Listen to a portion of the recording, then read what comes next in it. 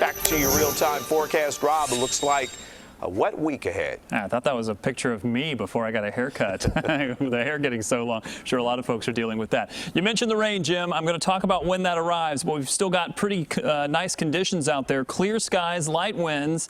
It's allowing the temperatures to drop, and we've seen those numbers go from the 60s down into the low 40s in a few locations and dropping.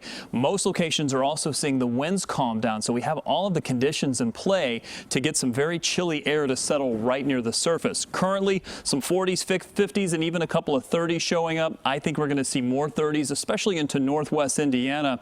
Because the temperatures here could get much cooler, we potentially could see a little bit of patchy frost before we rebound tomorrow back into the mid-60s. By the way, this is where we should be for this time of year, very close to average for our daytime highs. Again, our forecast for tonight, although I have 39 here, this is likely going to be for the city. Some of the outlying areas are going to get much colder. Watch for a little bit of patchy frost. There's a frost advisory in place for really all of the northwest Indiana counties. That's going to go until 8 a.m. and then that sunshine should help to warm us up. And we are expecting some sunshine. The skies are expected to remain clear, at least for the early part of the day. Clear skies, few clouds back to the west. Started it here at 7 in the morning.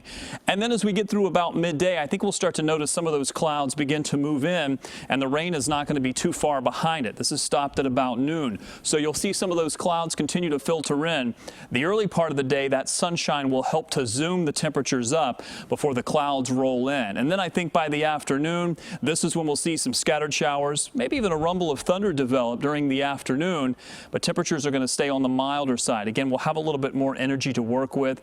That's why I'm not ruling out the possibility of a couple of rumbles of thunder. Maybe even some heavier downpours as we get into the late afternoon or early evening. I think your forecast for tomorrow is going to be better in the early part of the day because the second half of the day, we're going to have that chance for some showers. And I also want to mention this, that south wind that's going to kick in, or southwest wind, it's really going to be picking up during the day, potentially 10 to 20 miles per hour, and the gusts could be as high as maybe 20 to 30 miles per hour. So a breezy day for sure, but it's what also helps to warm us up. Mid-60s for most of you.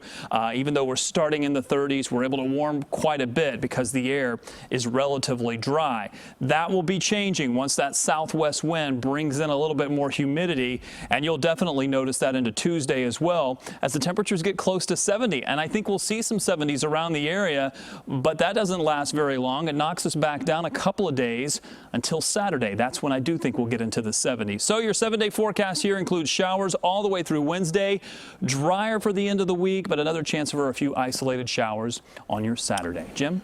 Thank you, Rob.